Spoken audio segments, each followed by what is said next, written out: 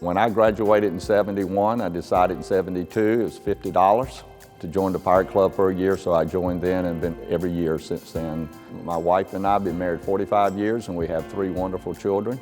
We would play football prior to a game in the field below Minges, and that became very strong to us, and I thought all 3 would go to ECU. However, they went to Duke.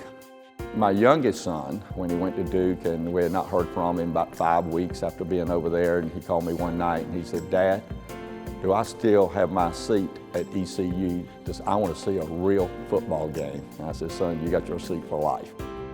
The children still come here for a football game, but I was very blessed that Christopher, the oldest son, went to Brody School of Medicine and became a critical care trauma surgeon. We've established the Christopher John Cooper Scholarship at Brody. We're getting letters each year from students that are saying, "This means so much to us." It's amazing. You can tell they got their heart in it.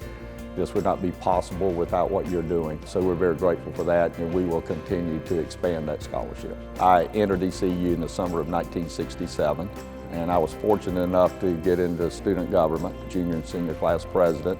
Leo Jenkins was the biggest fighter I've ever seen in almost in anything, in politics and government and all, and he really made this university. Just watching him molded me into what my career ended up being, government and politics, fighting for ECU. My career led to working for Presidents Reagan, Bush 41, and George W. Bush 43. Saw what legislation could do for a school or anybody or any business. And now I have a lobbying firm, Connect C. We represent 25 clients. We actually have 26. ECU is number 26 and it's free.